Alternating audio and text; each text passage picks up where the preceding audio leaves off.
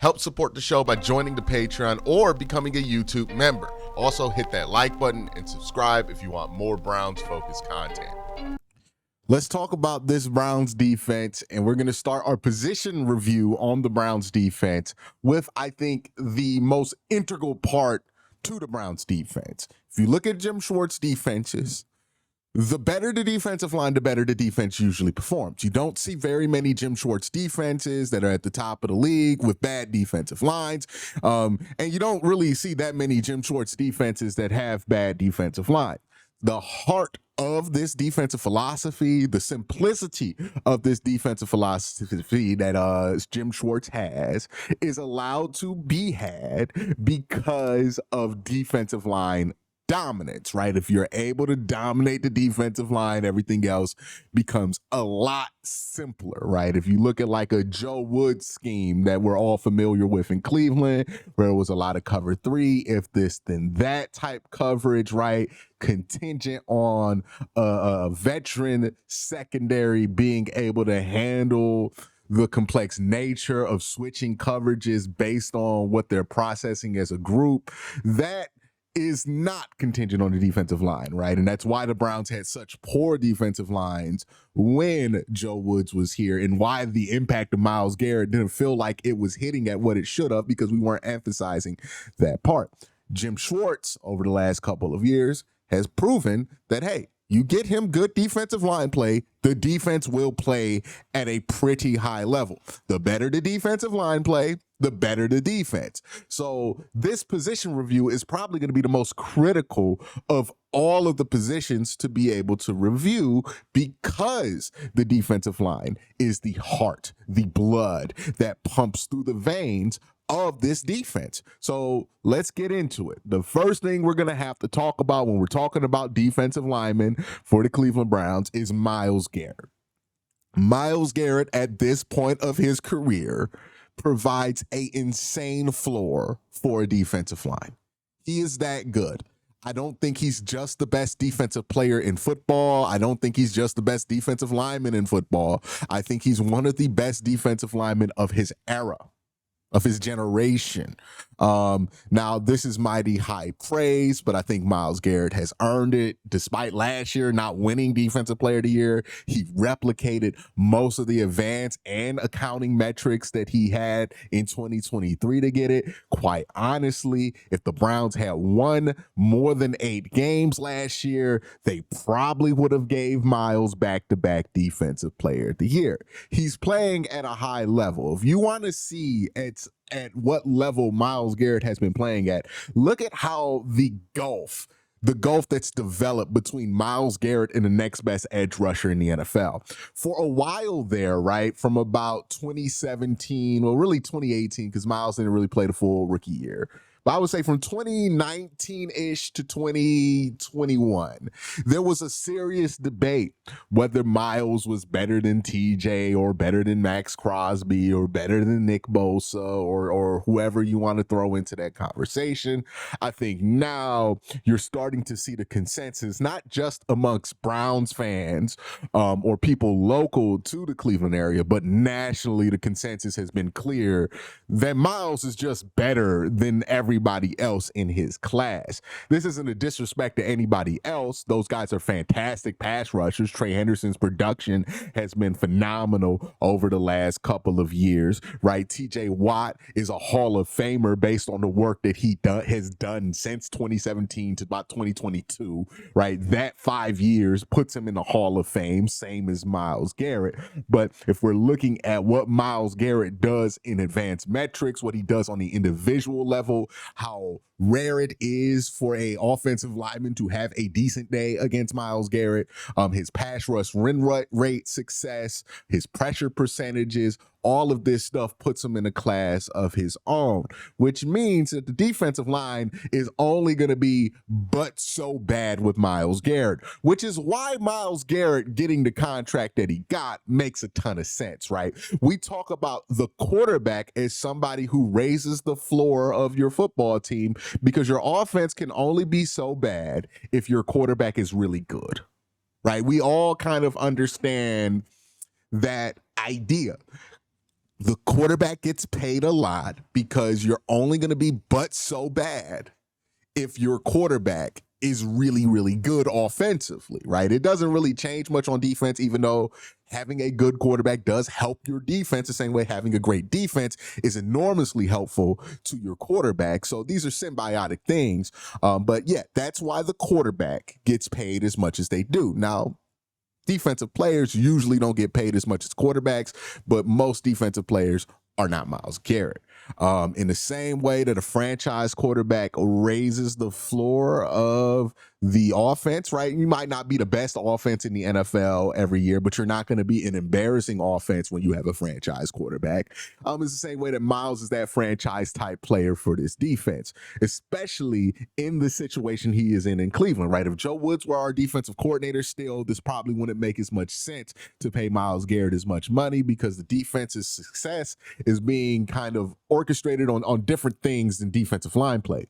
But since you have Jim Schwartz, and it seems like you're going to commit to the Jim Schwartz system, whether he's here or not, going forward, given the success you have had with it defensively, it makes a ton of sense to pay Myles Garrett a bunch of money because he raises the floor of your defensive line room automatically.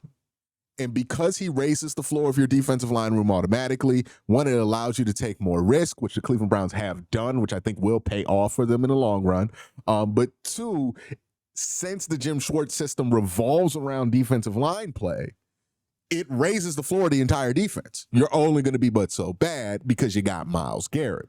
And look, even though the defense wasn't ideal last year, I think the defense was pretty good given the situation they were in, where they were dealing with one of the worst offenses that we have seen in the NFL in a couple of years, right? Like, this was not just a normal bad offense that this defense had to deal with. They were playing an insane amount of possessions. And if you hear Joe Bitonio talk about it, he blames the offense for a lot of the perception of the defense not being as good as it was last year because the offense simply put the defense on the field too much. So Myles Garrett, absolute floor raiser for this Cleveland Browns defense. I'm going to say it off rip. This defensive line room is not going to be lower than a B because you have Myles Garrett when it comes to my personal grade of it. That's how impactful of a player he is. His run defense has gotten so much better over the last couple of years. He's become more of an aware player. He's a smarter pass rusher. And look, the one thing I don't think anybody can take away from Myles Garrett, if you look at how he's performed over the last couple of years, is he has had multiple game-changing, clutch-defining sacks, defensive plays made over the last couple of years. So, like, the biggest knock on Myles, right, from about 2019 to 2021 was, hey, he doesn't show up in the fourth quarter. That's pretty much been alleviated over the last 3 seasons where we've seen him make game-breaking, game-changing plays late in games, right? Look at the Cincinnati game where he got the big sack on Joe Burrow to pretty much clinch that victory, right? Countless examples of Myles Garrett showing up in clutch moments, high pressure situations for the Cleveland Browns at the end of games, which makes him that absolute floor raiser. He was already a pretty damn good all pro caliber defensive player in 2021, but what he's been since 2021, especially 2023, 24, he's been all world. He's been a different level of player. And that changes things for your defense. I sometimes question whether Myles Garrett's dominance is a good presence at practice for the Cleveland Browns, because it seems like it just destroys the confidence of the tackles that we throw in front of him at practice. But that's a coaching thing that they need to figure out how to manage. It's not really Myles' fault there. But yes, Myles does those things. I think that raises the floor of that room. And I think that room is going to be in pretty good shape simply because they have Myles Garrett. Now, that being said, let's talk about some of the other names in this defensive line room that are not Myles Garrett, now that we've addressed his impact and how that's going to kind of change how we view this room and grade this room, because Myles is just not another player on that depth chart, right? Like, he's an overwhelming force on this depth chart. All right, but let's jump to it. Let's start with the other edges, right, in this room. You got Isaiah McGuire, who I thought played pretty well last year. Pro Football Focus has him at an 83.3 grade. Run defending stayed absolutely high. I think it was at 86.1, which, correct me if I'm wrong, and I'm going to try to filter this out and find this while I'm recording this video. I believe amongst other edges, that is a top 5 number. We will double check that in just a second, right? Qualifying snaps. Yes, that was number 3 amongst all edges, above Zaven Collins, Harold Landry, Jared Verse, Nick Bosa, only behind TJ Watt, Khalil Mack, and then Isaiah McGuire is number 3. So in his snaps that he had last year, and he had quite a bit, right? This isn't somebody who played a minimal amount of snaps. This is somebody who played a qualifying amount, over 400 snaps, 469 to be exact, was technically, according to Pro Football Focus, you can take that with whatever you want to take it with, right? I'm not saying it's gospel, but they're claiming he was an elite level run defender last year. Now, I don't know if I would go that far with Isaiah McGuire. What I will say is that he was pretty good last year, and it was very promising what he was able to do for this team. Now, again, he's going to go from last year having about 460 snaps, to about this year around 800 as a primary opposite edge guy. And we'll see how he holds up when he is the primary guy opposite of Myles Garrett. Luckily for him, the Browns put in a lot of help at the interior position, so it's not like he's going to be left out there on an island. I feel pretty good about his situation and his ability to scale decently. I don't know if he's going to be a top 3 run defender like he was last year again this year. I think that's quite a high bar to ask for in somebody's second year of playing real downs for a football team, third year in his career. But I do think he'll be effective, and I think he'll be useful there. The question with him is, can he develop more as a pass rusher? I'm less invested in that question, to be honest, than I think most people are, because I think pass rushing is pretty covered on this team, right? You drafted Mason Graham, you got Mike Hall, you got Myles Garrett. I don't think you necessarily need Isaiah McGuire to be a pass rush specialist. I've always advocated that the guy opposite of Myles should be more of a run defense specialist, given how teams like to run away from Myles, right? So the bulk of the action that you're going to see if you're opposite of Myles Garrett isn't going to be passes or play action rollouts towards your way, because we have seen that teams' plans to avoid Myles Garrett are basically, we're going to run to the opposite side of him, whether that means we're going to play action roll, which doesn't happen as much, but it usually means we're going to run away from Myles Garrett, right? We're going to run the ball to the opposite side and make him get annoyed that we're just making him, chase air on the backside of these plays most of the time, and then try to catch him off guard eventually, or catch him being ultra aggressive eventually, right? That's usually the typical game plan, on top of the the doubles and triples that he deals with on a regular basis, to kind of deal with Myles. So that guy you got opposite of Myles, you probably want to be a strong run defender. It's why I thought Jadeveon made a lot of sense for Cleveland a couple of years ago, not because he was going to put up great pass rush numbers, but because I thought he was a really good run defender. And he didn't prove to be as good as a run defender as I hoped he'd be in Cleveland, but he was solid, and I think that pairing worked as long as Jadeveon wanted to make it work. And I think this could be a similar thing for between Myles and Isaiah McGuire. I don't think Isaiah is going to turn into a sack machine anytime soon, right? Let's look at his sack numbers last year, if we can just pull this up on the player sheet. But I don't think he was like incredibly impressive. He wasn't a hopeless pass rusher. There is some promise there, right? His pass rush grade by Pro Football Focus on true pass rush sets was about 80, which is a pretty solid grade there. And then on true pass rush sets, he had about a win percentage of 24, which is actually pretty impressive here. So there is some promise of him as a pressure guy. Maybe he doesn't finish these plays as much, especially given that the Browns are going to have guys who can get to the quarterback at the defensive tackle position and at the other edge position, obviously with Myles Garrett.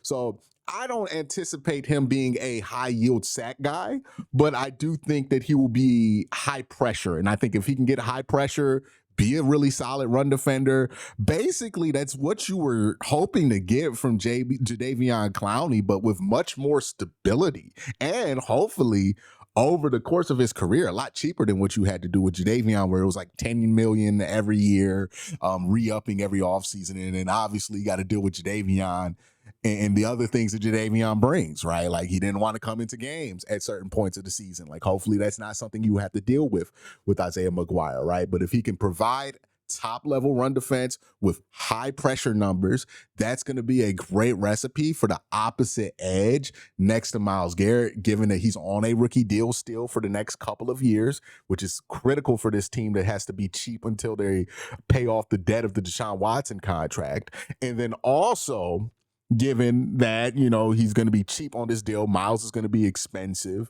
But by 2027, that deal gets to be more controllable for the Cleveland Browns, and Isaiah McGuire will be up for that contract extension. So it's compatible with your timeline. This is a good situation for the Browns. I like Isaiah McGuire in that opposite edge position. This will be a bit of a jump for him, considering where he started the season last year, where he really wasn't getting that much playing time. But he ended the year as the main opposite guy, and I don't think that was much of an issue for him. So my hope with him is that he can basically be a stable Jadeveon Clowney next to Myles. And if you're looking at the best guys who have been paired with Myles, I would argue Jadeveon was the best pairing that we ever had with Myles Garrett, right? The Olivier Vernon thing came with its own issues, right? Same thing in similar problems that you dealt with Zadarius Smith, where, you know, the run defense was really an issue with him. Jadeveon matched up really well with Myles. The Browns just had horrible defensive tackles during that time period, which really complicated things. But I think Isaiah McGuire could possibly be that. And if the Browns have solid defensive tackle play, then all of a sudden, you know, you got a stew going. So there is something with that. I like Isaiah McGuire there at that opposite edge position there. It is a bit of a gamble. We are betting on 400 snaps, kind of cleanly or hopefully cleanly scaling to about 820 snaps next year. But I don't think that's a drastic, you know, pull to make. We're not saying somebody who had like 200 snaps last year is going to extrapolate to one of the best in the NFL because he had great samples in 200 snaps against like second and third team guys. We're talking about 469 snaps, right? Like it's not crazy to think that he could scale that up to 800 and maybe take a bit of a hit, right? Maybe he's a 79 Pro Football Focus guy instead of an 80. Maybe he's a 20 pass rush win rate guy instead of a 24% pass rush win rate guy. But I'll take it. That's great numbers, right? Even if it scales up and dips a little bit down, I feel really good about Isaiah McGuire there at that opposite position. I think the Browns feel really good about that too. Joe Tryon-Shoyinka, he's going to be the attempted replacement for Obo Okoronkwo. We'll see what this turns out to. This is more of a how much do you trust Jim Schwartz pick, because we know exactly what Joe Tryon-Shoyinka is going to be here for. He's going to do the same stuff that Obo Okoronkwo was tasked with, and the Browns recently cut him, right? And the second they signed Joe, it was pretty much a death sentence for Obo on the Cleveland Browns. So that's what they're going to have him do. Now, to the Browns' credit, this role, I call it a heater. They had Takk McKinley do it before Jim Schwartz was here, and he was pretty successful at it. But since Jim Schwartz has been here, it's been Obo Okoronkwo. I think Obo's been fine at that role. I think Jim knows what he's looking for. He has demonstrated he has a track record of knowing what he's looking for. And if he trusts that it's Joe Tryon-Shoyinka, I'm inclined to believe that he knows what he's doing with that. And if you look at the depth behind him, where you got guys like Alex Wright that you feel pretty good about, right, as an edge rusher, you're fine with that being the competition coming into camp between those two to see who's going to ultimately get more playing time. Now, Alex Wright's in a bit of a different situation because he's kind of battling to stay on the roster at this point, unfortunately. But him, Joe Tryon-Shoyinka, we'll see what happens there. Let's talk about Alex Wright. I feel so bad for him because, like, this is the second year where I feel like Alex Wright is making really positive steps towards becoming a truly productive defensive lineman in the NFL, but then he gets sidelined by injuries at just a very inconvenient time. He had a really great start to the season last year, right? Made a huge play to help the Browns win one of their 3 games that they did against Jacksonville. And then, you know, his bicep was tore and he was out for the year. And it was like, damn, it was really unfortunate because we thought that Alex Wright was going to be pretty productive for us that year. And then his season got ended short. And now he's being placed back into this situation where the Browns have drafted another defensive tackle, which is kind of his security blanket spot on the team, right? We like to put him in at like a 4-eye, 3-tech position. If you in this video, I've mentioned some technical terms here for like defensive line alignment. So when I'm saying 3T, 3-tech, 4-eye, these are positional alignments on the defensive line based on where that player is going to be lining up. So when we say 3-tech, or when you hear somebody say this guy's a 3-tech, they're referring to a defensive tackle who is going to line up between usually the guard and the tackle, usually rushing towards the guard, though. But that's like where they are in alignment. When I'm talking about a 4-eye, that's somebody who's just a few feet over from that 3-tech, but not as wide, right? Where you see like a traditional edge will be right in front of the tackle, or maybe even to the tackle's outside shoulder. The 4-eye would be inside the tackle, towards the tackle, but in between the guard and the tackle, shaded towards the tackle. And then we're talking about like a wide 9 or a heater, right? Which is what Joe Tryon-Shoyinka is. That's usually somebody who's going to be lined up if there is a tight end on the line, on the formation for the offense, outside shoulder of the tight end, right? Sometimes he could be lined up at a 7, which is inside shoulder of the tight end. But that's usually what that heater position is, somebody who's going to be wide there. So you could pair like a 4-eye guy like a Alex Wright with a Joe Tryon-Shoyinka at like the 7, or you can slide the entire line over, put Alex Wright at a 4, have Joe at like a wide 9, and then just have the line be spread out. Trust your linebackers more to find to fill in those gaps. If we're looking at the Browns defensive line room in terms of like what gaps we're going to see players try to get at from the defensive line perspective, right? I would expect Myles Garrett's going to be an all gap guy. You're going to see Myles try to blitz through any gap possible, right? Both the A gaps, both the B gaps, both the C gaps, and even the D every once in a while. So Myles is an all gap guy. And then you got guys like Mason Graham, who's probably going to be a B/C guy. Same thing with like Mike Hall, maybe a little bit of an A guy, depending on, how they're anticipating the line to shift. If it's 2-jet, which is just like a different shift, right? Left and right. If they slide left, slide right, bring 3 over, he's on the 2 side of the slide, then he can go in between the center and the guard. So they'll do that every once in a while. Same thing with like Mike Hall. And then you got 0-techs or 1-techs, guys who line up near the center. That's like Jawan Briggs, right? Jawan Briggs is going to be a 0 or a 1.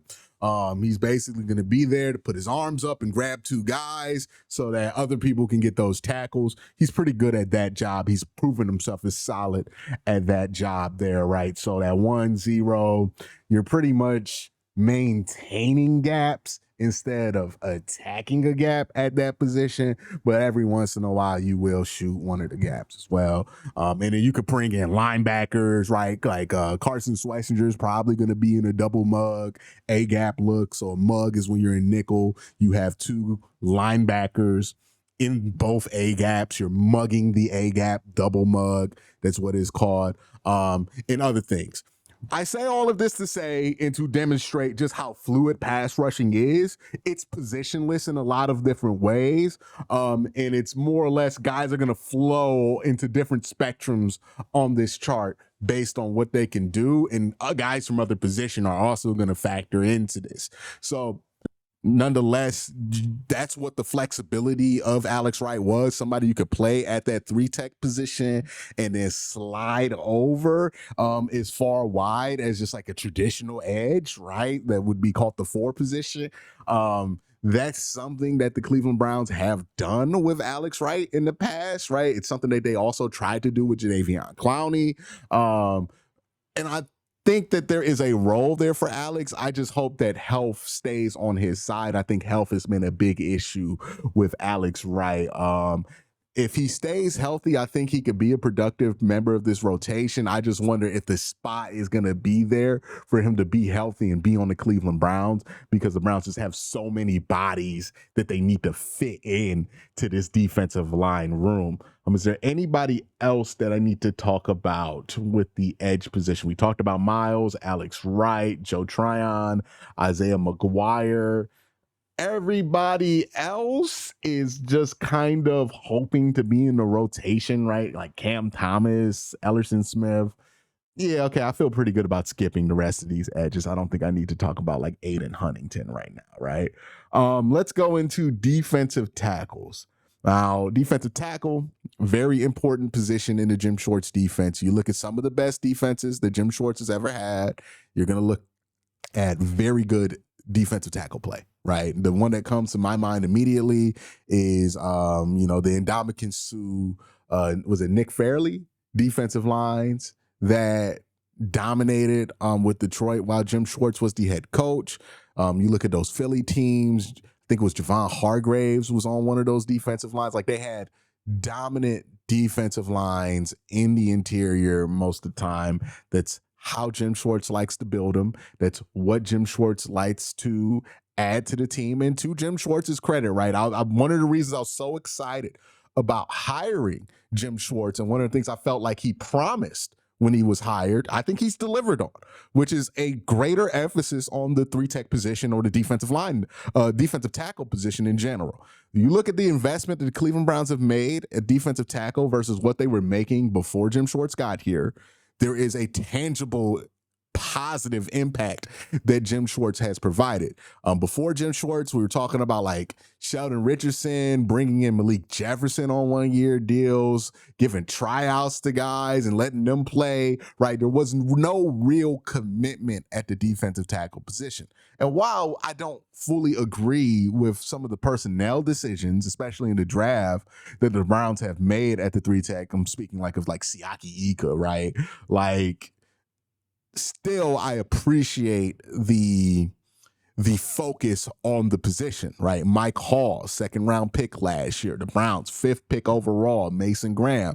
You can't tell me, like you could tell me easily a few years ago, that the Browns are neglecting the defensive tackle position. The Browns have done the opposite over the last couple of years, which I think has paid off in great dividends for this team. I think the floor of this defense has been risen considerably, not just because of the play of Myles Garrett, which I would argue Myles Garrett's play probably got more noticeable because he was not bogged down with defensive tackle play. I would also argue that the Browns are able to get away with more from their linebacking room when it comes to injury because of the investment that they've made at defensive tackle already.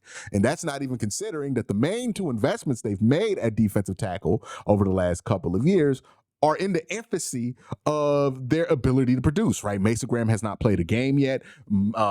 Mike Hall has played in very limited time, only 232 snaps over this last season because of suspension and injury. So there is a lot of promise with this defensive tackle room and a lot of focus on this defensive tackle room over the last couple of years that I think has paid off tremendously. We have seen Myles Garrett's play up, which was promised with better defensive tackle play, and JOK's play until he had the season-ending injury jumped up as well, right? Like you're seeing it. We said defensive tackles make your linebackers better, make your edges better. And over the last few years where they have put more of an emphasis on defensive tackle, we've seen that improvement happen, which is why I think it's critical to keep investing into the defensive tackle room, because it's one of those positions where people are like, I don't see the individual impact of this player, but boy, does nothing help the team out more than the defensive tackle. Right? Like same thing with the offensive line, right?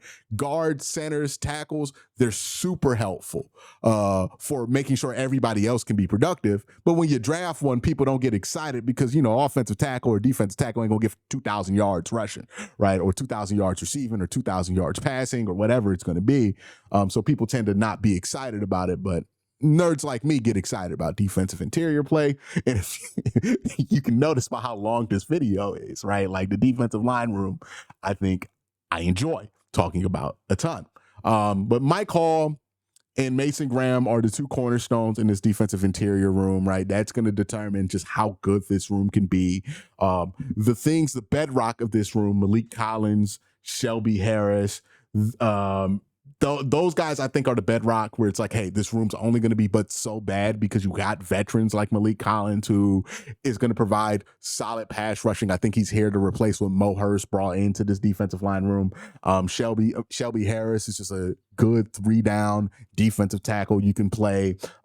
Solid at run defense, solid at pass rushing, gonna bat down a couple of balls here and there, gonna be useful. It allows you to bring on Mason Graham slowly but surely when he's ready. Now, Mason Graham, Mike Hall, if these guys are ready to make the jump, then this defensive line will be one of the best in the NFL. I think we have to be cautious of how much we project these two to make that jump. But I think if they do make that jump, then, this defensive line is going to be incredible. I don't know if it's going to happen this year, though. Defensive line, defensive tackle specifically, is one of those positions where it usually takes a couple of years for a guy to make the jump from the NFL, from college being productive to the NFL, right? Like, it's a tough jump to make. Guys are much stronger and faster in the NFL, and one of the positions where that's highlighted the most, and there's a big difference between what you get in college and what you get in the NFL, is defensive tackle, right? Like, the big guys in the NFL in the trenches, much bigger, faster, stronger, and more skilled than they are in college, right? So that is going to be something that Mason Graham's going to have to deal with day one. And look, I anticipate Mason Graham's probably going to struggle early on in his career, like most young defensive tackles coming out of college do struggle early on in their career. I don't expect him to be Aaron Donald off the bat, and I think anybody expecting that is going to be setting themselves up to be disappointed for no reason. I think you got to give Mason Graham time to move into that role, but I think the Browns have set him up perfectly because they have guys who can, hold it down for him as he gets to that level, right? You got Shelby Harris who can play and run responsibility if he's struggling early. If he's struggling with pass rushing early in his career, you got Malik Collins. So you got a safety net for Mason Graham. So I'm not too concerned about how fast he's going to come along. I don't think you have to assume in order for this defensive line to be solid that Mason Graham has to come along ultra fast. If he's just a role player in year one and then develops in a couple of years to an impact player, to an all-pro player, then I think you're going to be fine to be really good during that timeline. The one player I think there needs to be more of a jump from, or not more of a jump from, who needs to be a little bit more ready is Mike Hall, who I think is ironically enough younger or the same age as Mason Graham, just came out of college when he was 20 years old. But Mike Hall is the one, right? What we've seen out of Mike Hall, I think, has been pretty impressive. I did a film breakdown of it during the year. I've been pretty impressed with his pass rushing prowess, and he was a better run defender than I thought he would be coming out of college. That was my big concern with Mike Hall. I thought it was like a Larry Ogunjobi situation where he's going to be a pretty good pass rusher, horrendous run defender. He was not a horrendous run defender in year one, which was a pleasant surprise. And then when you consider everything that Mike Hall went through his rookie year, there's reason to be hopeful that, like, hey, if he showed this, given the situation he was in last year, if he gets a clean offseason, a clean training camp, he should be ready to go and productive for this team, and maybe even make a considerable leap in his production based on, versus what he did in a small sample size in 2024. The reason I say that is because, Mike Hall was dealing with that whole domestic violence situation to start the year. He got suspended, had to leave camp because of it, right? Like a whole mess of a situation there, came back and then got injured. And that really affected his ability to develop over his rookie year. But he has recovered quickly, I'm assuming, because he's been at practice without limitations. But he's recovered quickly from his injury that he had to end his season last year. Hopefully he continues to stay clean off the field. I have not heard anything since the previous situation that he dealt with.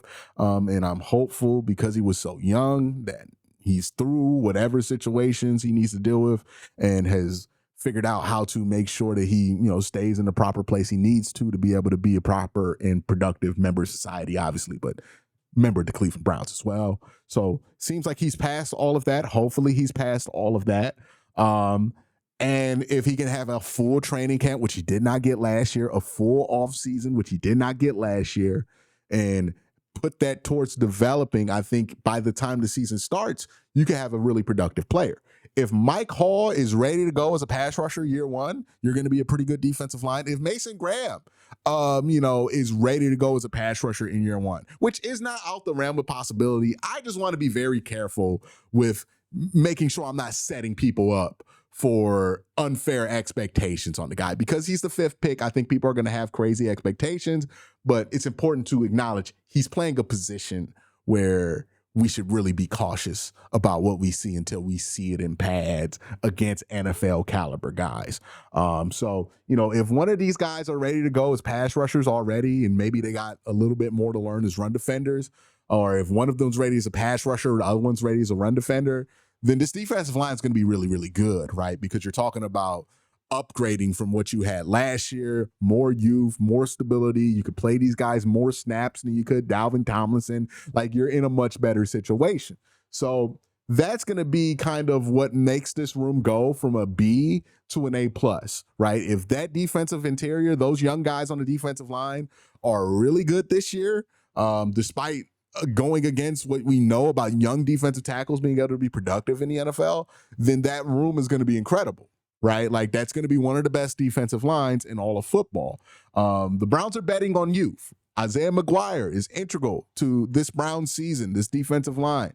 Mike Hall is integral to this Browns season and this defensive line. Mason Graham is integral. And all of these guys are under the age of 25, right? Guys who are going to get better in their career, but are super young right now. And if you can hit on all three of these guys this year, and all three of these guys look like they're going to be productive for your defensive line for the next 5-7 years, then you have youth next to Myles Garrett for years to come, which is a beautiful situation. And the culmination of all the pitching I've done on this channel about the defensive line, like, that will be one thing that I have complained about that the Browns have actually fixed over the last 7 years. I've been complaining about defensive tackles since like 2018, man. So if we can finally get to this point where we're surrounding Myles, not just around good players, but stability in youth, oh my goodness. And with Jason Tarver as our linebackers coach, developing linebackers behind it, I'm going to be in defensive heaven. So that's what the Browns are trying to produce. Opposite of Myles Garrett, I really like the plan. I really like what they put around him. I'm hopeful. Now, I'm going to be clear here. I don't know if it's going to hit all this year. I don't think it's likely that it all hits this year, but I think enough pieces can hit this year to where you can feel really good going forward about this defensive line. And I think that's important to keep in perspective. So that's what the Browns have been planning. There have been plans where I've been critical of, right? I'm very critical of this running back plan that the Browns have. I like some of the stuff they've done, but I'm not a big fan of some of the safety nets that they don't have at that position. This is one of those plans where I'm like, nah, I think Andrew Berry, I love what Andrew Berry and company have done with this defensive tackle room. I have no complaints about it. And if I were to try to find a complaint, I would just be forcing it at this point. I've been begging for this for the last however many years at defensive tackle, and I'm glad that they finally fully invested into youth at this defensive line, and that some of these bets are hitting off, right? Like, I think Alex Wright has a chance to be productive. I think Isaiah McGuire is a strong chance to be productive. Same with Mike Hall, obviously with Mason Graham. So they're in a really good situation to surround Myles, not just with a couple of youthful players, but we're talking about 4 or 5 guys who could be young, productive next to him. I think that's going to be helpful going forward, and it would give me a lot of confidence in this team's ability to reload at the defensive line position going forward if they're able to hit on these guys. Because, yeah, Siaki Ika and Tommy Togiai and what happened off the field with Perion Winfrey can put a bad taste in your mouth. But, boy, if you hit here with some of these young guys that you've gotten since Jim Schwartz has been added to this defensive staff, you just feel so much better about your ability to fill these positions going forward. But that's my thoughts. I spent about 40 minutes talking about defensive line, I think the cat's out the bag on what my favorite position group is in football. But super excited about what we're seeing here at the defensive line room. You guys let me know what you think. My final grade for this room, I'll give it a B+.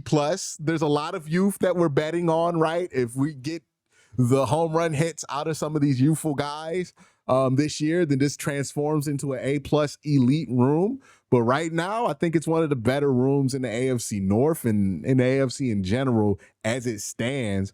And I think that this room could be one of the best in football if you cash in on some of the potential that has been delivered to you on this defensive line. Again, we're talking about Isaiah McGuire, 469 snaps, 13th in PFF grade, but more importantly, 24% pass rush win rate, some of the highest stop numbers amongst edges with that amount of snaps in the NFL. We're talking about really productive stuff over a significant sample size.